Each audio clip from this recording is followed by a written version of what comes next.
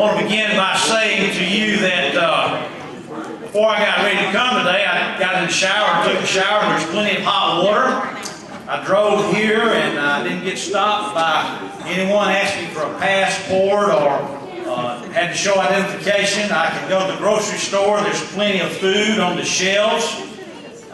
We can freely and immediately go to one of hundreds of websites and on our computer or our smartphone, and in a flash we can gain all access to all sorts of broad-ranging multidimensional information, commentary, and music. We can publicly disagree with our leaders.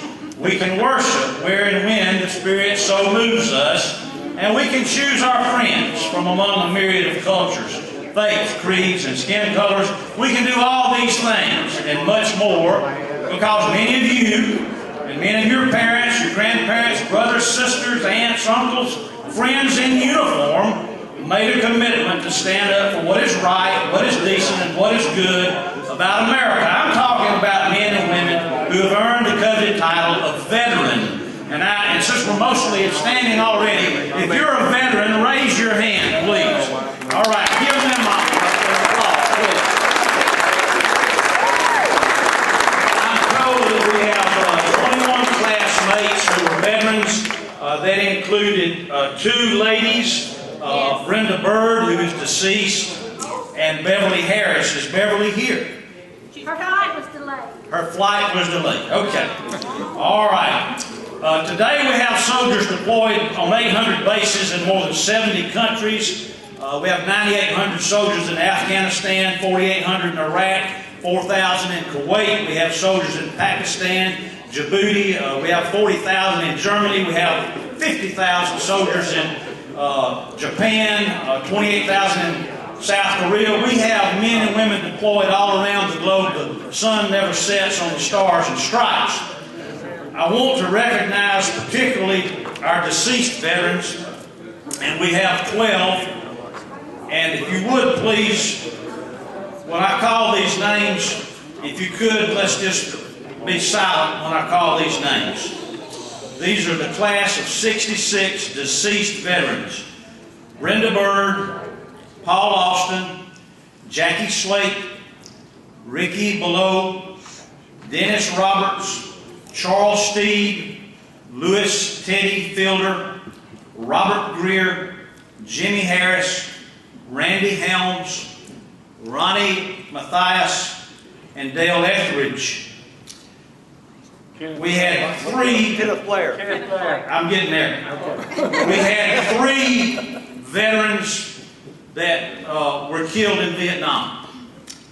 And you know, war defines generations in many ways. Our grandparents and parents were in the generation that was called the greatest generation, World War II, and then Korea after that.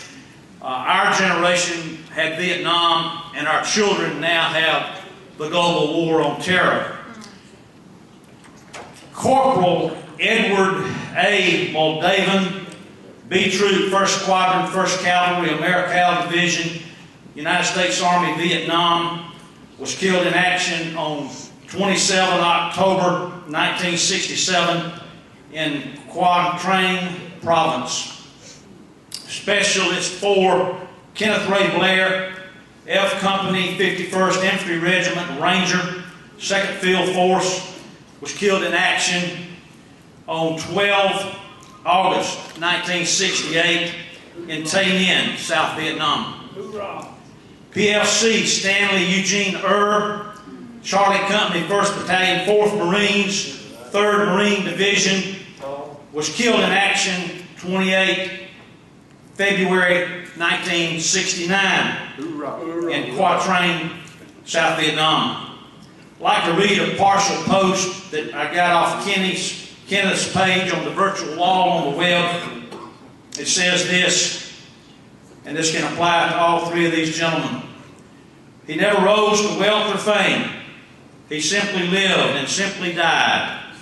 But the passing of his name left a sorrow far and wide, not for glory he had attained, but for what he was himself. Can we have a moment of silence for all of our deceased veterans, especially for Eddie, Kenneth, and Stanley.